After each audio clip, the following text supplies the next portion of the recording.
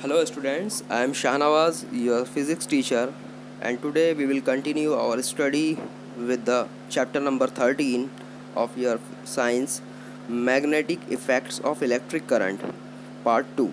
And in this part of video lecture we will discuss magnetic field by a current carrying wire, electromagnet and permanent magnet.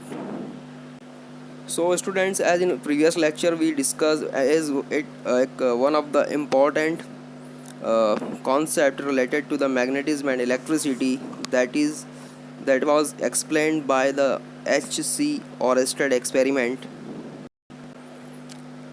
Sir Hans Christian Oersted का एक experiment था जो हमने discuss किया था, जो basically ये कह रहा था कि अगर आप किसी पर्टिकुलर कंडक्टिंग वायर से कोई करंट फ्लो करते हैं सो वो वायर अपने सराउंडिंग एक मैग्नेटिक फील्ड क्रिएट कर लेता है, अपने सराउंडिंग एक मैग्नेटिक फील्ड क्रिएट कर लेता है।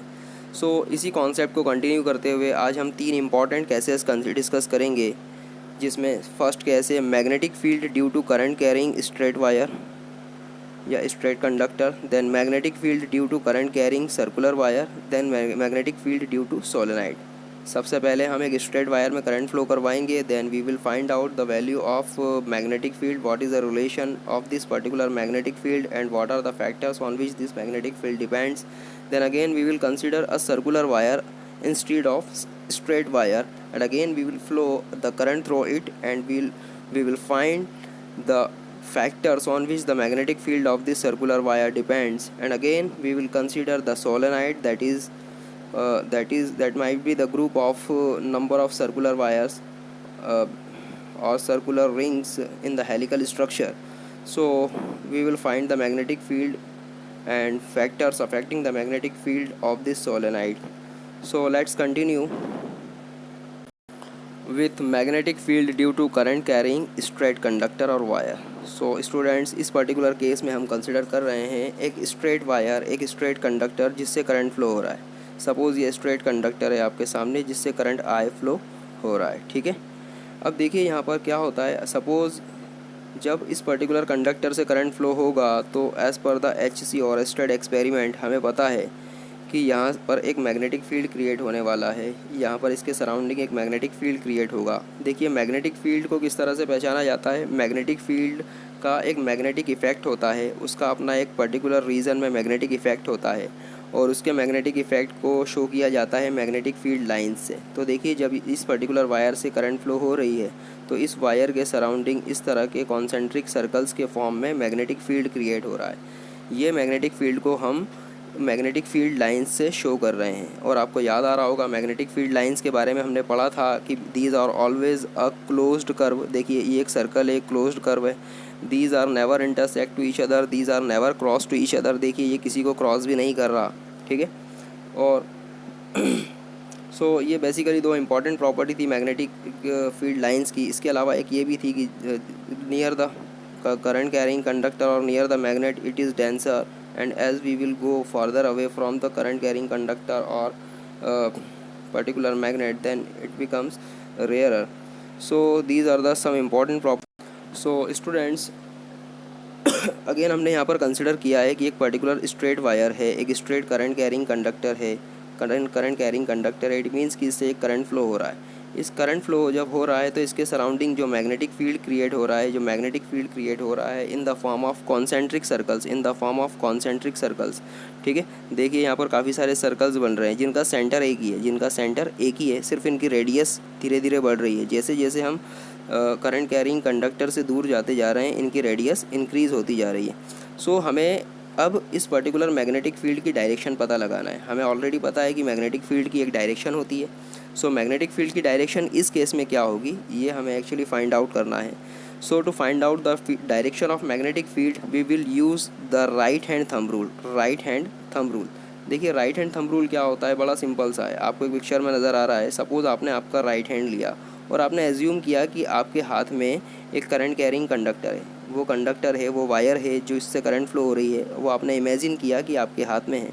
सपोज़ आपने आपका जो थंब है, आपका अंगूठा, उसको स्ट्रेट किया इस तरह से कि वो करंट के फ़्लो की डायरेक्शन को शो करे, करंट के फ़्लो की डायरेक्शन को शो करे। इट मीन्स कि आपका जो थंब है वो थंब की जो डायरेक्शन है वो करंट की डायरेक्शन को शो कर रही है यहाँ पर, वो बेसिकली करंट की डायरेक्शन को शो कर रही है। सो इस केस में आपने क्योंकि इस इमेजिन किया है कि आपने इस पर्टिकुलर करंट कैरिंग कंडक्टर को पकड़ा हुआ है, होल्ड किया हुआ है, सो आपकी जो फिंगर्स हैं, जो इस तरह से टर्न फिंगर्स है, जो कर्ल फिंगर्स हैं आपकी, ये कर्ल फिंगर्स बेसिकली शो करेगी डायरेक्शन ऑफ मैग्नेटिक फील्ड को, डायरेक्शन ऑफ मैग्नेटिक फील्ड को। देखिए यहाँ से मैग्नेटिक फील्ड की डायरेक्शन अब क्या हो गई, ये कर्ल फिंगर की डायरेक्शन, ये कर्ल फिंगर की डायरेक्शन। क्लियर। तो right hand thumb rule simple कहता है, if you imagine to hold a current carrying conductor in your right hand with your thumb straight and pointing in the direction of current, the direction of curl of fingers represents the direction of magnetic field। तो चलिए हमें पता चल गया कि how we will find out the direction of magnetic field using the right hand thumb rule while the current is flowing through the straight conductor or wire. अब हमने magnetic field की बात की है, तो डेफिनेटली मैग्नेटिक फील्ड किन factors से affect होगा या मैग्नेटिक फील्ड किन पर्टिकुलर फैक्टर पर डिपेंड करेगा, इसे डिस्कस करना भी ज़रूरी है। तो देखिए सबसे पहला फैक्टर जो आता है that is a current flowing through the conductor. The strength of magnetic field, the strength of magnetic field B, magnetic field की स्ट्रेंथ को हम नॉर्मली बी से डिनोट करेंगे। ठीक है, करंट को तो हम आई से डिनोट करते ही हैं, मैग्नेटिक फील्ड की स्ट्रेंथ को हम किससे डिनोट करेंगे, बी लेटर से। ठीक है, कैपिटल बी से। सो देखिए यहाँ पर the strength of magnetic field, the strength of magnetic field at B at a point increases with the increase of the magnitude of current I flowing through the wire and vice versa। It means कि B is proportional to I। बड़ा simple सा concept है। अगर यहाँ पर मैं magnetic field की बात कर रहा हूँ, तो मैग्नेटिक फील्ड हम जब भी मेज़र करेंगे तो हमें उसके लिए कोई पॉइंट चूज़ करना होगा। इस पर्टिकुलर रीज़न में सपोज़ मैंने इस पर्टिकुलर पॉइंट को चूज़ किया कि मैं इस पर्टिकुलर पॉइंट पर मैग्नेटिक फील्ड कैलकुलेट कर रहा हूँ, इस पर्टिकुलर पॉइंट पर मैं मैग्नेटिक फील्ड कैलकुलेट कर रहा हूँ सपोज़। तो इस पॉइंट पर मैग्नेटिक फील्ड को जब मैं एज्यूम करूँगा और सपोज़ इस पर्टिकुलर कंडक्टर से करंट की वैल्यू को हम कंटिन्यूसली इंक्रीज़ करते जाएंगे, तो जैसे जैसे कंडक्टर से करंट इंक्रीज़ होती जाएगी, कंडक्टर से करंट इंक्रीज़ होती जाएगी, इसकी बी की वैल्यू, इट मीन्स कि मैग्नेटिक फील्ड स्ट्रेंथ की जो वैल्यू है वो भी क्या होती जाएगी, इंक्रीज़ होती जाएगी, इंक्रीज़ होती जाएगी, इंक्रीज़ होती जाएगी। क्लियर। इट मीन्स कि यहाँ पर अगर हम कोई मैग्नेट रखें या मैग्नेट या कोई ऐसा ऑब्जेक्ट रखें जिस या जो मैग्नेट से अफेक्ट होता हो, सो यहाँ पर जो फोर्स ऑफ अट्रैक्शन या फोर्स ऑफ रिपल्शन है वो इंक्रीज़ होता जाएगा। जैसे जैसे करंट कंडक्टर से इंक्रीज़ होता जाएगा, यहाँ पर फील होने वाला जो फोर्स है, फोर्स ऑफ अट्रैक्शन या फोर्स ऑफ रिपल्शन, वो भी इंक्रीज़ होता जाएगा। ठीक है, क्लियर। देखिए सेकंड फैक्टर क्या बोलता है, the strength of magnetic field B decreases on increasing the distance of the point of observation. Distance of the point of observation आप बढ़ाते अगर जाएंगे तो भी मैग्नेटिक फील्ड क्या होगा, डिक्रीज़ होगा। इट मीन्स कि अगर distance of point of observation को हम आर से डिफाइन कर रहे हैं, तो इट मीन्स कि magnetic field B is inversely proportional to R, inversely proportional to R. किस तरह से, देखिए बड़ा सिंपल सा कॉन्सेप्ट है।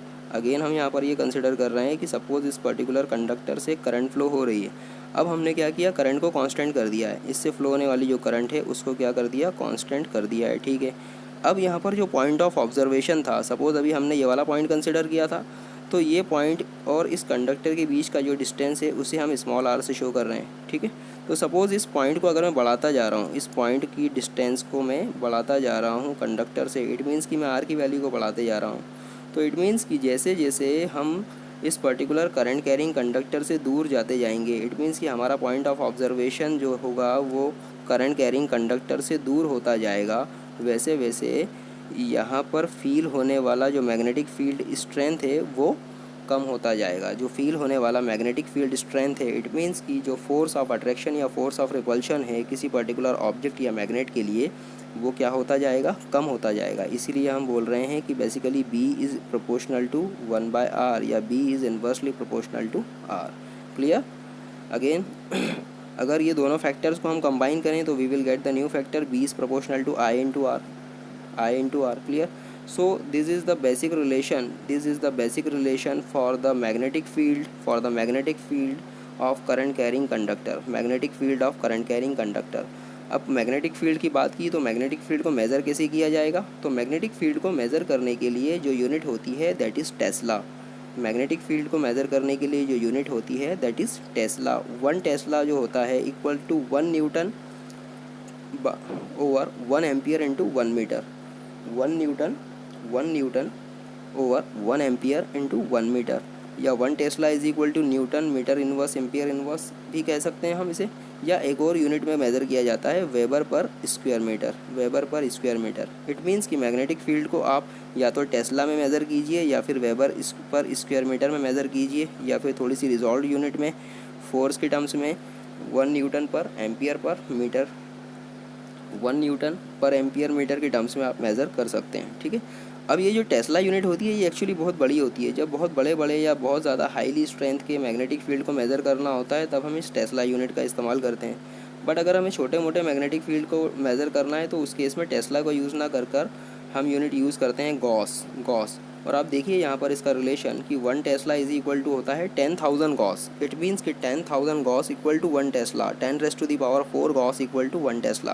तो आप समझ सकते हैं कि यहाँ पर जो गॉस है वो टेस्ला से लगभग 10,000 टाइम्स छोटी यूनिट है। इसलिए छोटे मैग्नेटिक फील्ड को मेज़र करने के लिए नॉर्मली हम लोग टेस्ला यूनिट का यूज़ ना करते हुए यूज़ करते हैं गॉस यूनिट का। Now let's come to the second case, that is magnetic field due to the current carrying circular wire, magnetic field due to current carrying circular wire। so students अभी हमने consider किया एक straight wire जिससे current को flow हम करवा रहे थे, और हमने फाइंड आउट किया कि इसके सराउंडिंग जो मैग्नेटिक फील्ड होगा वो किस तरह का होगा या किन फैक्टर्स पे वो डिपेंड करेगा। अब हम कंसिडर कर रहे हैं कि अब हमारा वायर जो है वो स्ट्रेट ना होकर कैसा है, सर्कुलर है या बेंट है या कर्ड है। ठीक है, वो कुछ इस तरह से हो गया। अब वो स्ट्रेट ना होकर कैसा हो गया, कुछ बेंट हो गया इस तरह से, या फिर हम ऐसा कहें कि सर्कुलर शेप में आ गया। देखिए कुछ इस तरह से आपको नज़र आ रहा होगा। ठीक है, ये इस तरह से हो गया, सर्कुलर हो गया, बेंट हो गया। ठीक है, तो यहाँ पर अब हमें क्या करना है, मैग्नेटिक फील्ड फाइंड आउट करना है, मैग्नेटिक फील्ड फाइंड आउट करना है। सो स्टूडेंट्स यहाँ पर मैग्नेटिक फील्ड फाइंड आउट करने के पहले आपको ये कंसिडर करना पड़ेगा कि सपोज़ ये आपका जो सर्कुलर वायर है, ये सर्कुलर वायर बहुत सारे छोटे छोटे स्ट्रेट सीगमेंट को मिलाकर बना हुआ है, बहुत सारे छोटे छोटे स्ट्रेट सीगमेंट को मिलाकर बना हुआ है। आप समझ पा रहे हैं मैं क्या बोलने की कोशिश कर रहा हूँ। थोड़ी देर पहले हमने स्ट्रेट वायर के अराउंड मैग्नेटिक फील्ड कैलकुलेट किया है। अब हम ये कंसिडर कर रहे हैं कि ऐसे छोटे छोटे बहुत सारे स्ट्रेट कंडक्टर्स हैं जो आपस में एक दूसरे से इस तरह अरेंज हैं कि जब इनको कंबाइन किया जाएगा तो ये एक सर्कुलर वायर को या सर्कुलर शेप को डिफ़ाइन करेंगे, या एक कर्व्ड शेप को या बेंट शेप को डिफ़ाइन करेंगे। ठीक है, सो स्टूडेंट्स अभी हमने देखा कि जो हमारा सर्कुलर वायर था जो स्ट्रेट वायर था उसके अराउंड जो मैग्नेटिक फील्ड क्रिएट हो रहा था वो कैसा हो रहा था, इन the form of concentric circles. ठीक है, देख रहे हैं आप इस तरह से कॉन्सेंट्रिक सर्कल्स के फॉर्म में। सो ये कॉन्सेंट्रिक सर्कल्स जो हैं, अब अगर मैं बात कर रहा हूँ कि बेसिकली हमारा जो बेंट वायर है वो ऐसे नंबर ऑफ स्ट्रेट वायर्स का कॉम्बिनेशन है, तो डेफिनेटली यहाँ पर हर स्ट्रेट सीगमेंट जो होगा वो इस तरह के कॉन्सेंट्रिक सर्कल्स को डिफ़ाइन करेगा। हर स्ट्रेट सीगमेंट का मैग्नेटिक फील्ड इस तरह के कॉन्सेंट्रिक सर्कल्स को डिफ़ाइन करेगा। तो चलिए इसको थोड़ा सा और अच्छे से समझते हैं। आप कंसिडर कीजिए, आप एक कार्डबोर्ड ले लीजिए। आपने एक कार्डबोर्ड ले लिया, उस कार्डबोर्ड में एक सर्कुलर वायर को इस तरह से वर्टिकल पोजीशन में आपने लगाया। ये कार्डबोर्ड आपका कैसा है, हॉरिजॉन्टल, और वहीं पर आपने वर्टिकल डायरेक्शन में या वर्टिकल प्लेन में इस तरह के सर्कुलर वायर को अरेंज किया हुआ है। ठीक है, फिर आपने क्या किया, आपने करंट फ्लो करवा दिया। इससे आपने करंट फ्लो करवाया, एक बैटरी कनेक्ट की। सपोज़ करंट इस तरह से फ्लो होगा, इसमें इस पर्टिकुलर डायरेक्शन में करंट भी फ्लो हो रहा है। ठीक है, करंट फ्लो होना शुरू हो गया। अब क्या होगा, करंट फ्लो होगा तो ऑब्वियसली सी बात है इसके सराउंडिंग क्या होगा, मैग्नेटिक फील्ड क्रिएट होगा। चलिए मैग्नेटिक फील्ड को मेज़र करते हैं। तो आपने कंसिडर किया कि यहाँ पर इस कार्डबोर्ड के पास वाला ये छोटा सा सीगमेंट आपने कंसिडर किया, और यहाँ पर भी आपने एक छोटा सा सीगमेंट कंसिडर किया।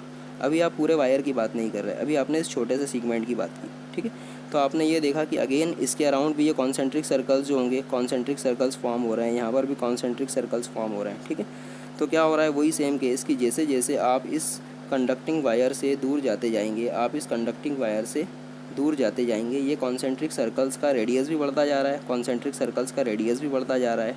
ठीक है, यहाँ पर भी आप जैसे जैसे इस कंडक्टिंग वायर से दूर जाते जाएंगे या कंडक्टिंग वायर सीगमेंट से दूर जाते जाएंगे, कॉन्सेंट्रिक सर्कल का रेडियस भी बढ़ता जा रहा है।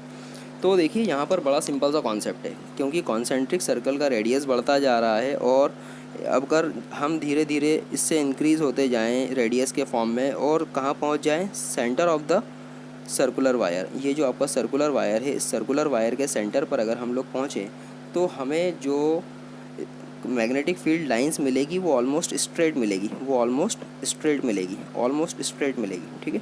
So at the centre of circular wire, at the centre of circular wire, at the centre of circular wire we got almost straight almost straight magnetic field lines. समझ रहे हैं ना। देखिए यहाँ पर कर्व्ड लाइंस है, लेकिन ये कर्व्ड लाइंस का जब दायरा बड़ा होता जाएगा, सर्कल बड़ा होता जाएगा, सर्कल बड़ा होता जाएगा, तो इस सर्कल का अगर मैं छोटा सा सीगमेंट अगर देखूंगा तो मुझे वो स्ट्रेट लाइन की तरह ही नज़र आएगा ना।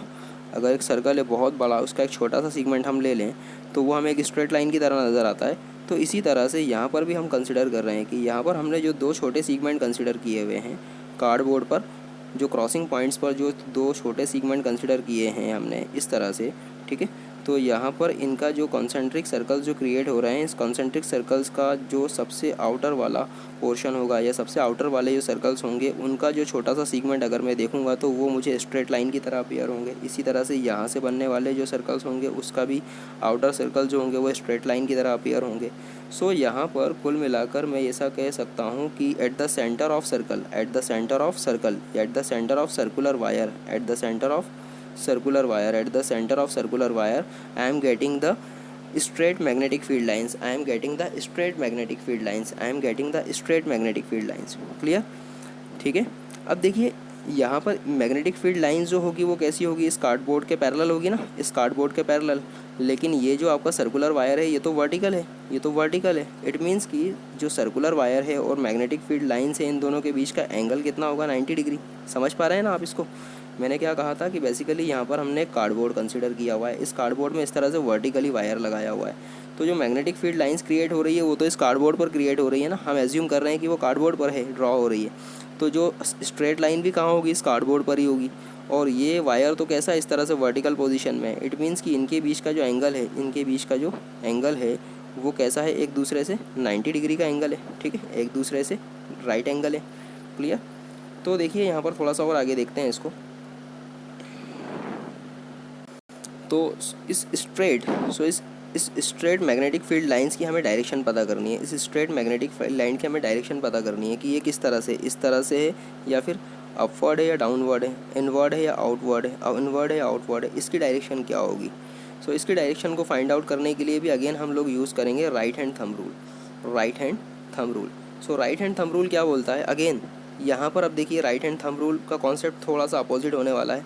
यहाँ पर आपने इमेजिन किया कि आपने आपके राइट हैंड को इस तरह से रखा हुआ है, आपके राइट हैंड को इस तरह से रखा हुआ है कि जो राइट हैंड की जो कर्ल फिंगर्स हैं, राइट हैंड की कर्ल फिंगर्स हैं, राइट हैंड की कर्ल फिंगर्स हैं, वो शो कर रही है direction of flow of current, direction of flow of current को। देखिए ये आपका सर्कुलर वायर है, इससे करंट कैसी फ्लो हो रही है, इस तरह से। तो आपने कुछ इस तरह से आपकी कर्ल फिंगर को रखा हुआ है कि आपकी कर्ल फिंगर जो है वो direction of flow of current को शो कर रही है, ठीक है, समझ रहे हैं आप। सपोज़ आपका जो सर्कुलर वायर है उससे फ्लो होने वाली जो करंट है वो कुछ इस तरह से फ्लो हो रही है, इस डायरेक्शन में। तो आपने आपके राइट हैंड को इस तरह से रखा हुआ है कि इसकी जो इसका जो हैंड है, राइट हैंड की जो कर्ल फिंगर्स हैं वो डायरेक्शन में है करंट फ्लोइंग के डायरेक्शन में, ठीक है। सो इस तरह से आपने इसको फील कर रखा है। तो देखिए ये करंट फ्लो की डायरेक्शन में ही, करंट फ्लो की डायरेक्शन में ही क्या है, कर्ल फिंगर्स हैं, कर्ल फिंगर्स हैं करंट फ्लो की डायरेक्शन में। सो करंट फ्लो की डायरेक्शन में जब कर्ल फिंगर होगी तो जो आपका थंब की डायरेक्शन होगी, उस पीरियड में जो थंब की डायरेक्शन होगी वही होगी मैग्नेटिक फील्ड की डायरेक्शन, वही होगी मैग्नेटिक फील्ड की डायरेक्शन। क्लियर। जैसे यहाँ पर अभी आप देख रहे हैं आपकी जो करंट फ्लो हो रही है कैसी फ्लो हो रही है भाई, करंट एंटी क्लॉकवाइज डायरेक्शन में फ्लो हो रही है। करंट कैसी फ्लो हो रही है, एंटी क्लॉकवाइज डायरेक्शन। तो यहाँ पर देखिए जब आपने आपके राइट हैंड को सेट किया इस तरह से कि इसकी जो कर्ल है, इसकी जो कर्ल फिंगर्स हैं वो करंट की डायरेक्शन में है, करंट की डायरेक्शन में है। सो जो थंब होगा वो थंब जो होगा वो मैग्नेटिक फील्ड की डायरेक्शन में होगा, मैग्नेटिक फील्ड की डायरेक्शन में होगा। देखिए इसी का उल्टा अगर ऐसा होता कि करंट इस तरह से अगर फ्लो हो रही होती, करंट क्लॉकवाइज डायरेक्शन में फ्लो हो रही होती, जब आप आपके फिंगर्स को राइट हैंड को आप इस तरह से सेट कर दे कि इसकी जो कर्ल है, जो कर्ल फिंगर्स हैं वो करंट फ्लोइंग की डायरेक्शन में होती, तो देखिए अब आपका जो अंगूठा है, आपका जो थंब है, वो थंब मैग्नेटिक फील्ड की डायरेक्शन को शो कर रहा होता। यहाँ पर मैग्नेटिक फील्ड की डायरेक्शन कैसी हो गई, डाउनवर्ड। सो यहाँ पर बड़ा सिंपल सा है, imagine to hold a circular current carrying wire in such a way that the curl of the fingers is in the direction of current. is in the direction of current, then the direction of thumb gives the direction of magnetic field at the center of circular wire. At the center of circular wire, आप ये याद रखना, हम बात किसकी कर रहे हैं, सेंटर लाइन की हमने बात की थी, स्ट्रेट लाइन की, हम उसी की डायरेक्शन फाइंड आउट कर रहे थे। तो यहाँ पर ये जो राइट हैंड थंब रूल है, ये जो डायरेक्शन दे रहा है वो किसकी डायरेक्शन दे रहा है, इस सर्कुलर वायर के सेंटर पर अपेयर होने वाले मैग्नेटिक फील्ड की डायरेक्शन। इस सर्कुलर वायर के सेंटर पर, सर्कुलर वायर के सेंटर पर अपेयर होने वाले मैग्नेटिक फील्ड की डायरेक्शन को डिफाइन कर रहा है right hand thumb rule. Clear, कोई डाउट? अच्छा, यहाँ पर एक और इम्पॉर्टेंट चीज़ आप याद रखिएगा। अभी आप थोड़ा सा अगर पीछे जाएं वापस, अगर मैं इसकी बात करूँ करंट कैरिंग कंडक्टर वायर की, इस केस में भी हमने राइट हैंड थंब रूल का यूज़ किया था। राइट हैंड थंब रूल का हमने यूज़ किया था मैग्नेटिक फील्ड की डायरेक्शन फाइंड आउट करने के लिए। तो देखिए यहाँ पर जो थंब था, यहाँ पर जो थंब था वो करंट की डायरेक्शन को शो कर रहा था, करंट की डायरेक्शन को शो कर रहा था, और कर्ल फिंगर मैग्नेटिक फील्ड की डायरेक्शन को शो कर रही है। ठीक है, जबकि इसका अपोजिट आप यहाँ पर सर्कुलर वायर के केस में देखेंगे तो यहाँ पर जस्ट इसका अपोजिट है। क्या अपोजिट है? यहाँ पर जो थंब है, थंब मैग्नेटिक फील्ड की डायरेक्शन को शो कर रहा है, जबकि कर्ल फिंगर जो है वो करंट की डायरेक्शन को शो कर रही है। तो आपको हमेशा याद रखना है, राइट हैंड थंब रूल में ये फिक्स नहीं है कि कर्ल करंट की डायरेक्शन को शो करेगी या मैग्नेटिक फील्ड की डायरेक्शन को, या थंब करंट की डायरेक्शन को शो करेगा या मैग्नेटिक फील्ड की डायरेक्शन को। ये डिपेंड करेगा कि आप राइट हैंड थंब रूल को स्ट्रेट वायर के लिए यूज़ कर रहे हैं या फिर कर्व्ड वायर के लिए या फिर सर्कुलर वायर के लिए यूज़ कर रहे हैं। ठीक है, तो इस कॉन्सेप्ट को आप बिल्कुल याद रखिएगा। अक्सर इसमें मिसकन्फ्यूज़न हो जाता है, हमें कन्फ्यूज़न बहुत सारा हो जाता है। ठीक है, again every segment of wire, अब ऐसा एक सर्कुलर वायर नहीं है, ऐसे नंबर ऑफ सर्कुलर वायर्स हो सकते हैं, suppose 1 2 3 4 and there are the lots of circular wires might be in the form of spring shape, in the form of helical shape. ठीक है, तो यहाँ पर हर पर्टिकुलर सर्कुलर वायर जो होगा वो अपना अपना मैग्नेटिक फील्ड क्रिएट करेगा, अपना मैग्नेटिक फील्ड क्रिएट करेगा। ठीक है, so every segment of wire creates magnetic field with in the loop. Every segment of the wire creates magnetic field with in the loop. Loop के अंदर magnetic field create होगा। It is in the same direction either inverse और upward. अगर जितने भी number of circular wires होंगे आपस में कनेक्टेड होंगे, इन सब का जो सेंटर पर जो मैग्नेटिक फील्ड होगा उन सब की डायरेक्शन तो हमेशा सेम ही होगी। डायरेक्शन क्या होगी? हमेशा सेम होगी, इसलिए इनका मैग्नेटिक फील्ड क्या होगा? हमेशा एक दूसरे से एडअप होगा, एक दूसरे से एडअप होगा। ठीक है, ये कॉन्सेप्ट आपको याद रखना है। And we can say the magnetic field is maximum, the magnetic field is maximum at the center and decreases along the axis of the loop. clear, magnetic field at the center is always maximum। Magnetic field हमेशा centre पर कैसा होगा? Maximum होगा। इसका meaning क्या हुआ? बड़ा simple सा कॉन्सेप्ट है। अगेन यहाँ पर अगर मैं बात करूँ इसे नंबर ऑफ सर्कुलर वायर हैं तो इसके सेंटर पर मैग्नेटिक फील्ड हमेशा क्या होगा? मैक्सिमम होगा, मैक्सिमम होगा। लेकिन अगर आप इस एक्सिस के बाहर जाएंगे और जैसे जैसे अभी यहाँ पर सर्कुलर वायर फिनिश हो गया, इस एक्सिस से जैसे जैसे दूर जाते जाएंगे, सपोज़ मैं यहाँ पर मैग्नेटिक फील्ड चेक कर रहा हूँ तो ये हमेशा सेंटर पर जो मैग्नेटिक फील्ड मिल रहा था उससे कम ही होगा ऑब्वियसली, क्योंकि डिस्टेंस बढ़ गई। अभी हमने देखा था कि डिस्टेंस के इन्वर्सली प्रोपोर्शनल होता है। तो यहाँ पर हमेशा जो सेंटर होगा, सेंटर पर मैग्नेटिक फील्ड की स्ट्रेंथ हमेशा ज़्यादा होगी। लेकिन सेंटर से आप जैसे दूर जाएंगे एक्सिस के अलॉन्ग जैसे जैसे दूर जाएंगे मैग्नेटिक फील्ड की स्ट्रेंथ क्या होती जाएगी? कम होती जाएगी। सो स्टूडेंट्स, अगर मैग्नेटिक फील्ड की हमने बात की तो अगेन यहाँ पर भी हम फैक्टर्स डिस्कस करेंगे कि what are the factors at which the magnetic field of the circular wire depend. तो देखिए सबसे पहला अगेन यही कि if you will increase the current through the circular wire the magnetic field will increase. अगर आप मैग्नेटिक फील्ड बढ़ाना चाहते हैं तो आप करंट की वैल्यू को इंक्रीज़ कर दीजिए। तो जिस पर्टिकुलर पॉइंट पे आप मेज़र कर रहे हैं मैग्नेटिक फील्ड की वैल्यू, उस पर्टिकुलर पॉइंट पर मैग्नेटिक फील्ड की वैल्यू इंक्रीज़ होगी with the increase in current. Again अगर आपने करंट की वैल्यू को कांस्टेंट कर रखा है तो आप सर्कुलर वायर से दूर जाते जाइए, दूर जितना जाते जाएंगे मैग्नेटिक फील्ड की वैल्यू क्या होती जाएगी? कम होती जाएगी। ठीक है, clear. Again the strength of the magnetic field decreases with the increase in the radius.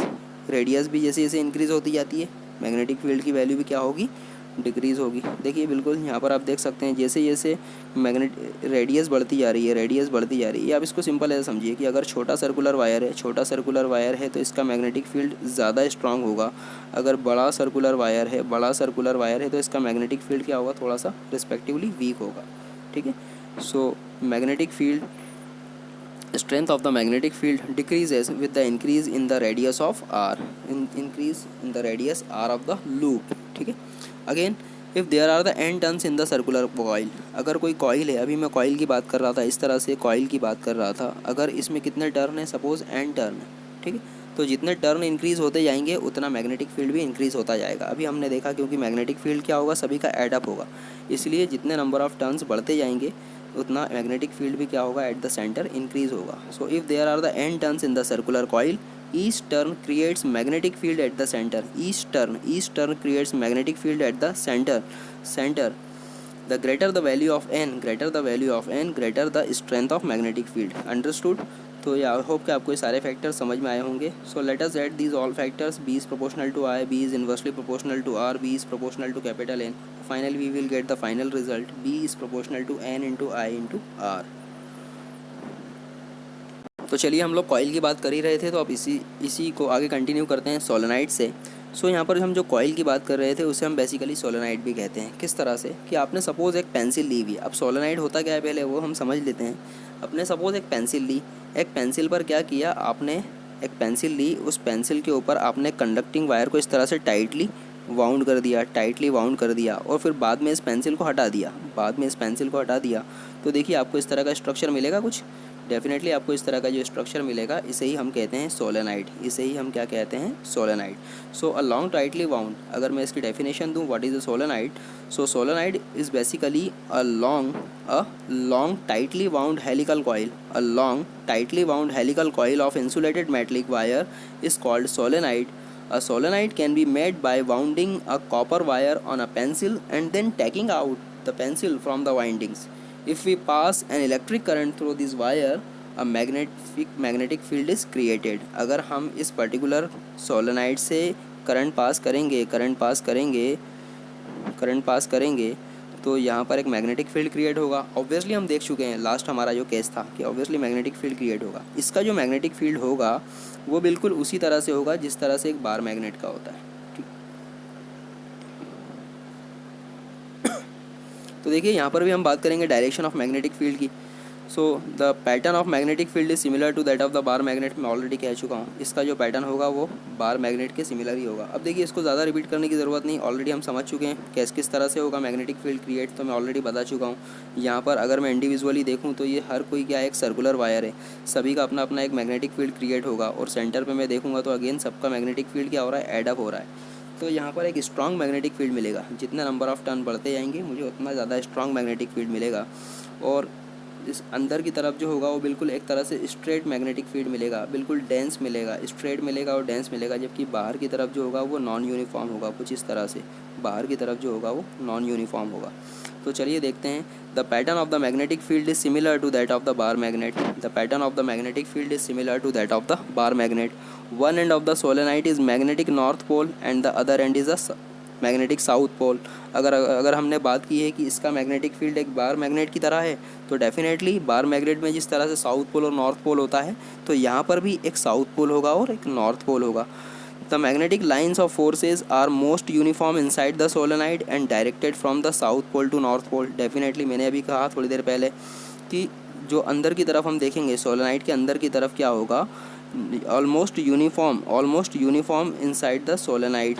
The magnetic lines of forces are almost uniform inside the solenoid and directed from south to north। जिस तरह से एक bar magnet में हमने देखा था ये south pole, ये नॉर्थ पोल से साउथ पोल की तरफ आउटर साइड में और इनर साइड में हमेशा साउथ पोल से नॉर्थ पोल की तरफ होता है। तो उसी तरह से यहाँ पर भी जो मैग्नेटिक फील्ड लाइंस होगी वो इनसाइड द सोलेनाइड जो होगी वो साउथ पोल से नॉर्थ पोल की तरफ होगी। The magnetic field lines of forces are non uniform outside the solenoid. Outside the solenoid कैसी है, ये नॉन यूनिफॉर्म है, देख लीजिए बिल्कुल नॉन यूनिफॉर्म है, कहीं पर ये किसी भी तरह के यूनिफॉर्म पैटर्न को फॉलो नहीं कर रही है, ये पूरी तरह से कैसी है, नॉन यूनिफॉर्म है। जबकि इनसाइड द सोलेनाइड क्या है, इनसाइड द सोलेनाइड कैसी है, ये यूनिफॉर्म है। सो इनसाइड द सोलेनाइड क्या होती है, यूनिफॉर्म मैग्नेटिक फील्ड होता है और डायरेक्शन होती है साउथ टू नॉर्थ। जबकि आउटसाइड द सोलेनाइड जो होती है वो नॉन यूनिफॉर्म मैग्नेटिक फील्ड होती है, जो उसकी डायरेक्शन होती है नॉर्थ टू साउथ। क्लियर। सो बिल्कुल सोलेनाइड का जो मैग्नेटिक फील्ड होता है वो एक बार मैग्नेट की तरह ही होता है। सो अब जैसे बात की हमने थोड़ी देर पहले कि बार मैग्नेट की तरह है और इसके पोल्स होते हैं साउथ पोल और नॉर्थ पोल। सो यहाँ पर पता कैसे हम लोग आएंगे कि बेसिकली कौन सा साउथ पोल है और कौन सा नॉर्थ पोल है, तो बड़ा आसान सा तरीका है। अगर आप सोलेनाइड को देखें और उस सोलेनाइड के एक पर्टिकुलर एंड को हम देखें और उस एंड पे हमें जो अपीयर होगा वो एक सर्कल ही अपीयर होगा, एक सर्कुलर वायर अपीयर होगा। अगर सपोज़ उस सर्कुलर वायर से फ्लो होने वाली करंट जो होगी वो एंटी क्लॉकवाइज डायरेक्शन में फ्लो हो रही होगी। अगर सपोज़ उस सर्कुलर एंड से फ्लो होने वाली जो करंट है उसकी डायरेक्शन कैसी होगी, एंटी क्लॉकवाइज, सो श्योरली वो कैसा होगा, नॉर्थ पोल होगा, वो कैसा होगा, नॉर्थ पोल। और इसी का अपोजिट अगर किसी एंड पर करंट जो फ्लो हो रही है, अगर वो करंट की डायरेक्शन कैसी है, क्लॉकवाइज डायरेक्शन है, करंट की डायरेक्शन क्लॉकवाइज है, तो डेफिनेटली वो क्या होगा, साउथ पोल होगा, वो क्या होगा, साउथ पोल होगा। तो आई होप कि आपको समझ में आया होगा, बड़ा सिंपल सा कॉन्सेप्ट था ये, क्लियर। सो चलिए अब इसके मैग्नेटिक फील्ड की स्ट्रेंथ की बात भी करते हैं। तो डेफिनेटली जिस तरह से हर बार मैग्नेटिक फील्ड की स्ट्रेंथ करंट की वैल्यू पर डिपेंड करती है, यहाँ पर भी मैग्नेटिक फील्ड की स्ट्रेंथ जो हैगी वो directly proportional to current flowing through the solenoid होगी, ठीक है। अगर मैं सोलेनाइड की बात कर रहा हूँ तो डेफिनेटली यहाँ पे सबसे इंपॉर्टेंट चीज़ क्या है, नंबर ऑफ टर्न्स, मतलब किसी पर्टिकुलर कॉइल के अंदर जो सबसे इंपॉर्टेंट चीज़ होती है उसके नंबर ऑफ़ टर्न्स। तो ये नंबर ऑफ़ टर्न्स किस तरह से हो सकते हैं, देखिए दूर दूर हो सकते हैं, इस तरह से पास पास हो सकते हैं, ठीक है। सो अगर मैं बात करूं कि पर unit length number of turn कितने हैं, अगर किसी सोलेनाइड की बात करूं मैं, सपोज़ उस सोलेनाइड में ये सब सोलेनाइड जो है सपोज़ हमने कंसिडर किया इस तरह से, ठीक है, इस तरह से सपोज़ इसकी लेंथ को मैंने मेज़र किया तो सपोज़ ये आया 2 सेंटीमीटर कंसिडर करता हूँ यहाँ पर 2 सेंटीमीटर। तो मैं बोलूँगा पर सेंटीमीटर कितना है, पर सेंटीमीटर क्या होगा, इसका हाफ। सपोज़ अगर 10 टर्न्स है तो मैं कहूँगा कि पर सेंटीमीटर पे कितने टर्न होगा, 5 टर्न। तो यहाँ पर सेंटीमीटर जितने ज़्यादा टर्न होंगे, पर सेंटीमीटर जितने ज़्यादा टर्न होंगे, ऑब्वियसली उतना ज़्यादा डेंस होगा, उतना ज़्यादा घना होगा। तो जितना ज़्यादा डेंस होगा और जितना ज़्यादा घना होगा, मैग्नेटिक फील्ड लाइंस भी उतनी ज़्यादा होगी, मैग्नेटिक फील्ड लाइंस भी क्या होगी, उतनी ज़्यादा होगी। सो अगर मैं बोल रहा हूँ कि suppose small n is basically what, number of turns per unit length. So magnetic field will also depends on the value of n. So B is proportional to n. It means the strength of magnetic field increases if the number of turns small n per unit length increases and vice versa. It means कि अगर n की value कम हो रही है या अगर आपकी जो कॉइल है वो रेयरर है, मट मीन्स कि पर यूनिट लेंथ जो है नंबर ऑफ़ टर्न्स अगर उसमें कम है तो डेफिनेटली वहाँ पे क्रिएट होने वाला जो मैग्नेटिक फील्ड होगा वो कम होगा, ठीक है। अगर इन दोनों को हम मर्ज करें तो हमें एक नई इक्वेशन मिल रही है, B is proportional to N I. Again अगर मैं बात कर रहा हूँ कि किसी पर्टिकुलर कॉइल की, सपोज़ इस कॉइल में टोटल कितने टर्न है भाई, एन टर्न है। सपोज़ हमने कंसिडर किया कितने टर्न है, एन टर्न है, और इसकी लेंथ कितनी है, एल है, इसकी लेंथ एल है। तो पर यूनिट लेंथ निकालूंगा, अगर कैलकुलेट करूंगा तो क्या हो जाएगा, पर यूनिट लेंथ अगर हम लोग कैलकुलेट करेंगे तो वो होगा एन अपॉन एल। तो यहीं पर ये भी कैलकुलेट किया हुआ है कि suppose if you want to calculate the number of turn per unit length, so calculate the length of the coil और length of the solenoid and the total number of turn in the coil, then divide the total number of turn of the coil to the total length of the coil, then you will find out the value of N, that is the number of turn per unit length, clear. अब यहाँ पर एक important जो concept आपको याद रखना है, देखिए बड़ा इंपॉर्टेंट कॉन्सेप्ट है, the magnetic field produced inside the solenoid also called the core of the solenoid, clear. हमने कहा था magnetic field inside the solenoid also called the core of the solenoid is constant. कैसा होता है constant, क्यों constant है भाई, क्योंकि सोलेनाइड के जो अंदर जो पैटर्न क्रिएट हो रहा है वो कैसा है, यूनिफॉर्म पैटर्न है, इसलिए इसका मैग्नेटिक फील्ड कैसा होगा, बिल्कुल कांस्टेंट होगा। And the magnetic field at the ends of the solenoid is half of the value of magnetic field inside the solenoid, ठीक है।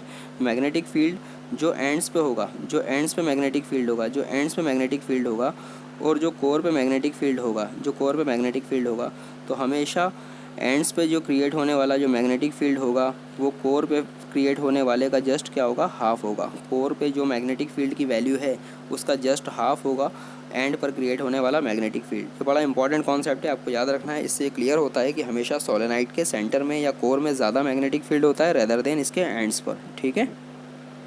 तो चलिए इसी कॉन्सेप्ट को कंटिन्यू करते हैं हम लोग। अगला टॉपिक देखते हैं, इलेक्ट्रोमैग्नेट। नाम से ही क्लियर हो रहा है, एक ऐसा मैग्नेट जो इलेक्ट्रिसिटी पर डिपेंड है। Electromagnet, the magnet which is depends on the electricity. बड़ा सिंपल सा कॉन्सेप्ट होता है। अगर आपने सपोज़ यहाँ पर सोलेनाइड का यूज़ किया हुआ है, सोलेनाइड क्या था, एक हेलिकल शेप्ड वायर था जिसको आपने क्रिएट किया था पेंसिल की मदद से और फिर फाइनली पेंसिल को निकाल लिया था।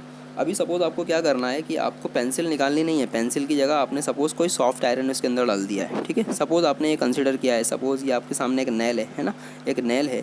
इस नेल के ऊपर आपने क्या किया, इस तरह से वायर को लपेटा हेलिकल शेप में वायर को लपेटा है और उसको सप्लाई दे दी, ठीक है, सप्लाई दे दी। क्या होगा, फाइनली इससे करंट फ्लो होगा। ध्यान रखिए, ये जो हेलिकल शेप्ड वायर है ये एक सोलेनाइड को डिफाइन कर रहे हैं और ये जो आपका नैल है ये कैसा है, आयरन का है, लेकिन स्पेशली ये कैसा है आपका, सॉफ्ट आयरन है, सॉफ्ट आयरन है, ठीक है। सॉफ्ट आयरन का मतलब ये है कि आयरन जिसकी प्रॉपर्टीज़ कैसी हो, सॉफ्ट हो, जो अलग अलग सिचुएशंस में अपनी प्रॉपर्टी को बदलने की गुंजाइश रखता है बड़ी ईजीली, ठीक है। कोई डाउट। इट मीन्स कि अगर मैं मैग्नेटिज्म की बात करूँ तो ये बड़ी जल्दी मैग्नेटिज्म की प्रॉपर्टी को शो करेगा और बड़ी जल्दी मैग्नेटिज्म की प्रॉपर्टी को रिलीज़ भी कर देगा, ठीक है।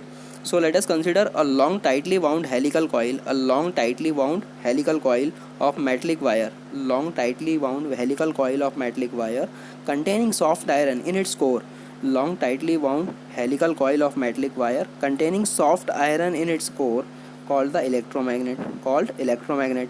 We can also say that an electromagnet is a solenoid, an electromagnet is a solenoid having soft iron in its core. Clear? Electromagnet क्या है, एक सोलेनाइड ही है, अभी हमने जो डिस्कस किया, बट इसके कोर में क्या है, एक सॉफ्ट आयरन है, इसके कोर में एक सॉफ्ट आयरन है, ठीक है। बड़ा सिंपल सा कॉन्सेप्ट है। यहाँ पर भी अगर हम लोग बात करें, श्योरली अगर इसके पहले मैं बात करूँ, ये जो मैं बता रहा था कि यहाँ पर जब आप सप्लाई देंगे तो ऑब्वियसली क्या होगा, यहाँ से करंट फ्लो होगा, यहाँ से सपोज़ करंट फ्लो होगा, ये पॉजिटिव है या नेगेटिव, तो यहाँ से करंट फ्लो होगा। जब करंट फ्लो होगा तो क्या होगा, इसके अराउंड मैग्नेटिक फील्ड क्रिएट होगा। अब देखिए यहाँ पर होगा क्या, एक तो ये सोलेनाइड का मैग्नेटिक फील्ड, इस सोलेनाइड का मैग्नेटिक फील्ड, ऊपर से ये सॉफ्ट आयरन भी लगा रखा है, तो ये भी एक स्ट्रेट कंडक्टर है, इसका मैग्नेटिक फील्ड। तो यहाँ पर दो मैग्नेटिक फील्ड होंगे, पहला सोलेनाइड का मैग्नेटिक फील्ड और दूसरा स्ट्रेट कंडक्टर का मैग्नेटिक फील्ड। ये दोनों मैग्नेटिक फील्ड क्या होंगे, आपस में एडअप होंगे, आपस में एडअप होंगे। तो फाइनली एक सोलेनाइड के कंपैरिजन में भी और ज़्यादा, लगभग थाउजेंड्स टाइम मोर आपको स्ट्रॉन्ग मैग्नेटिक फील्ड यहाँ पर अपीयर होता है। किसकी मदद से, इलेक्ट्रोमैग्नेट की मदद से, ठीक है। सो अगर मैं यहाँ पर बात करूँ कि जो इलेक्ट्रोमैग्नेट है आपका, वो उसका मैग्नेटिक फील्ड भी किन चीज़ों पे डिपेंड करता है, तो डेफिनेटली यहाँ पर भी वही रिलेशन है जो सोलेनाइड के लिए था। ये डिपेंड करेगा किस पर, आई पर, करंट की वैल्यू पर। मैग्नीट्यूड ऑफ द करंट जितना इंक्रीज़ होता जाएगा, the value of magnetic field will also increase, and the number of turns per unit length आप इंक्रीज़ करते जाएंगे, number of turns per unit length, तो भी क्या होगा, मैग्नेटिक फील्ड इंक्रीज़ होता जाएगा। ऑलरेडी हम डिस्कस कर चुके हैं इसको, ठीक है। तो यहाँ से क्लियर हो रहा है कि जो इलेक्ट्रोमैग्नेट है वो सोलेनाइड के कंपैरिजन में भी लगभग thousands time more strong magnetic field create करता है, क्योंकि यहाँ पर जो मैग्नेटिक फील्ड होता है वो सिंगल कॉइल का या सोलेनाइड का मैग्नेटिक फील्ड ना होकर एडिशन होता है सोलेनाइड का मैग्नेटिक फील्ड प्लस स्ट्रेट जो सॉफ्ट आयरन है उसका मैग्नेटिक फील्ड, दोनों का कॉम्बिनेशन होता है, ठीक है। क्लियर। अगर मैं इसके यूजेस की बात करूं तो देखिए यूजेस क्या होते हैं, for electrical devices such as electrical trains में इसका बहुत ज़्यादा यूज़ होता है। नॉर्मली बहुत सारी जो बुलेट ट्रेन्स है या हाई स्पीड ट्रेन्स जो होती हैं, वहाँ पर इलेक्ट्रोमैग्नेट्स का बहुत ज़्यादा यूज़ होता है, हायर लेवल के इलेक्ट्रोमैग्नेट्स होते हैं वहाँ पर, ठीक है। For moving the big objects of iron from the one place to another place, iron के बड़े बड़े जो ऑब्जेक्ट्स होते हैं उनको एक जगह से दूसरी जगह मूव करने के लिए, ठीक है, यूज़ होता है इलेक्ट्रोमैग्नेट्स का। For moving the small iron splinter from an eye of the patient, suppose किसी पेशेंट की आई में, किसी पर्सन की आई में कोई लोहे का छोटा टुकड़ा चला जाता है या कुछ आयरन का छोटा सा किरछा चला जाता है, स्प्लिंटर चला जाता है, तो उसको रिमूव करने के लिए भी इलेक्ट्रोमैग्नेट का यूज़ करते हैं। इट मीन्स कि बायोमेडिकल इंस्ट्रूमेंटेशन में भी इलेक्ट्रोमैग्नेट्स का बहुत ज़्यादा यूज़ होता है। तो इम्पॉर्टेंट प्रॉपर्टी यहाँ पर आपको और याद रखनी है, जैसे मैंने अभी कहा कि जैसे ही हम यहाँ से करंट इंक्रीज़ करते हैं या करंट का फ्लो शुरू करते हैं, यहाँ पर ये जो स्ट्रक्चर है जो आपका इलेक्ट्रोमैग्नेट है, ये मैग्नेटिज्म की प्रॉपर्टी शो करने लगता है। बट जैसे ही हम यहाँ से करंट का फ्लो बंद करते हैं, जैसे ही करंट का फ्लो आप बंद करेंगे, यहाँ पर मैग्नेटिज्म क्या हो जाएगा, ज़ीरो। सो इट मीन्स कि ये जो आपका इलेक्ट्रोमैग्नेट होता है ये एक तरह का टेम्परेरी मैग्नेट होता है। ये तब तक ही मैग्नेटिज्म की प्रॉपर्टी शो करता है जब तक इससे करंट फ्लो होता है। जैसे ही इससे करंट का फ्लो बंद होगा, ये मैग्नेटिज्म की प्रॉपर्टी फिनिश कर देगा। सो इसलिए इलेक्ट्रोमैग्नेट को टेम्परेरी मैग्नेट भी कहा जाता है। और ऐसा इसलिए हो रहा है क्योंकि आप इन्हें यहाँ पर सॉफ्ट आयरन का यूज़ किया है, सॉफ्ट आयरन का यूज़ किया है। मैंने आपसे कहा था सॉफ्ट आयरन बहुत जल्दी अपनी सिचुएशन को बदल लेता है। तो इस सॉफ्ट आयरन की वजह से ही क्या होता है, जैसे ही यहाँ से करंट का फ्लो खत्म होता है, ये अपनी मैग्नेटिज्म की प्रॉपर्टी को रिलीज़ कर देता है। जैसे ही करंट का फ्लो स्टार्ट होता है, ये फिर से अपनी मैग्नेटिज्म की प्रॉपर्टी को एक्वायर कर लेता है। चलिए अब यहाँ पर क्योंकि टेम्परेरी मैग्नेट की बात की, तो अब एक और मैग्नेट की बात करते हैं हम लोग, that is a permanent magnet. अब ये परमानेंट मैग्नेट एक्चुअल में होता क्या है। टेम्परेरी मैग्नेट अभी हमने बात की कि ऐसा मैग्नेट जो करंट के फ्लो पर डिपेंड कर रहा है। इट मीन्स कि करंट फ्लो होगा तो मैग्नेटिज्म होगा, करंट का फ्लो ऑफ होगा तो मैग्नेटिज्म की प्रॉपर्टी रिलीज़ हो जाएगी। यहाँ पर अगर परमानेंट मैग्नेट की मैं बात करूँ तो परमानेंट मैग्नेट एक ऐसा मैग्नेट है जो परमानेंटली मैग्नेटिज्म की प्रॉपर्टी को एक्वायर करके रखता है। आप देखिए बड़ा सिंपल सा कॉन्सेप्ट है यहाँ पर। अगर मैं बात कर रहा हूँ, ये सेम कॉन्सेप्ट होता है। अगर यहाँ पर हमने सोलेनाइड का यूज़ किया, इस सोलेनाइड के कोर में अगर मैं सॉफ्ट आयरन ना लेकर हम किसका यूज़ करें, हार्ड स्टील का यूज़ करें, तो अब ये इलेक्ट्रोमैग्नेट ना होकर क्या कहलाएगा, परमानेंट मैग्नेट। ठीक है। इस केस में क्या होता है, बड़ा सिंपल सा केस है ये भी, कि अगर सपोज़ आपने एक सोलेनाइड के अंदर कोर में एक हार्ड स्टील लिया हुआ है और अगर आप इससे कोई करंट फ्लो करवा रहे हैं, तो थोड़ी देर करंट फ्लो करवाने के बाद ये अपनी मैग्नेटिज्म की प्रॉपर्टी को शो करने लगेगा। ऑब्वियसली इसका मैग्नेटिज्म का जो प्रॉपर्टी होगी वो भी क्या होगी, बहुत ज़्यादा स्ट्रांग होगी, क्योंकि यहाँ पर भी इस हार्ड स्टील का मैग्नेटिज्म और इस कॉइल का मैग्नेटिज्म दोनों ऐड होगा। लेकिन इंपॉर्टेंट चीज़ क्या है, जैसे ही आप यहाँ से करंट के फ्लो को रिलीज़ करते हैं, ऑब्वियसली यहाँ से करंट का फ्लो रिलीज़ होने के बाद भी ये मैग्नेटिज्म आपको शो करता रहेगा। इट मीन्स कि ये परमानेंटली कन्वर्ट हो चुका है एक मैग्नेट में, ये परमानेंटली मैग्नेटिज्म को शो करेगा, परमानेंटली एक मैग्नेट में कन्वर्ट हो चुका है। ठीक है। Again I am repeating, if we are considering a solenoid and we are considering a hard steel in its core, instead of the soft iron, then if we will flow the current through it, then as the current will flow, it will be converted into the magnet, and this magnet will also be much stronger than the magnet of the simple solenoid. And what is the important concept, if we will release the flow of current, this magnetism will not lose, this magnetism will remain constant, this magnetism will remain after the stopping of the flow of current का flow stop करने के बाद भी यहाँ पर magnetism maintain रहेगा, magnetism release नहीं होगा। सो आई होप कि आपको समझ में आया होगा। अगर मैं परमानेंट मैग्नेट और इलेक्ट्रोमैग्नेट के डिफरेंस की बात करूँ तो बड़ा सिंपल सा डिफरेंस है कि परमानेंट मैग्नेट जो होते हैं उसके कोर में क्या होता है, हार्ड स्टील होता है, जबकि इलेक्ट्रोमैग्नेट के कोर में क्या होता है, सॉफ्ट आयरन होता है। परमानेंट मैग्नेट जो होते हैं वो करंट के फ्लो ऑफ होने के बाद भी करंट मैग्नेटिज्म शो करते रहते हैं, जबकि इलेक्ट्रोमैग्नेट जो होते हैं वो करंट का फ्लो ऑफ होने के बाद मैग्नेटिज्म की प्रॉपर्टी शो नहीं करते, ठीक है। तो देखिए यहाँ पर, if we keep the hard steel in place of the soft iron in the solenoid and switch on the current for the some time, then hard steel converts into magnet, but when the current is switched off, the hard steel does not lose its magnetism. This means that hard steel converts into a permanent magnet. Again, we will consider other than the hard steel, what are the other materials which can be used at the core of the solenoid. So let us consider, not every material can be converted into the magnet. Certain materials which are used to make the permanent magnets are carbon steel, it can be a carbon steel, chromium steel, it can be a chromium steel, cobalt and tungsten steel. These are the some materials which can be used at the core of the solenoid to make the permanent magnet. Other than it, some of the alloys are also used. Some of the alloys like Alnico, it is a alloy of aluminium, nickel, cobalt and iron. And Nipergum, Nipermag, it is also alloy of the aluminium, nickel and iron. Clear? So these are the alloys which can be used instead of the hard steel at the core of the solenoid to make the permanent magnet. If we will talk about the functions or the applications of the permanent magnet, then definitely there are lots of devices which we are using in the commercial and the domestic purposes in our daily life. For example, you can see it might be a mobile phone, it might be a microwave oven, it might be a earphone, it might be a CT scan machine, it might be a loudspeaker, it might be a mic, it might be an electronic device. The lots of devices which are using the permanent magnet in our daily life for their functioning. Clear? So I hope you enjoyed this particular lecture with the lots of knowledge and some of the concepts. So थोड़ा सा concept को और improve करने के लिए आप इसको बार बार watch कीजिएगा। अगर इससे रिलेटेड कोई भी डाउट्स है तो you can WhatsApp to me. Thank you.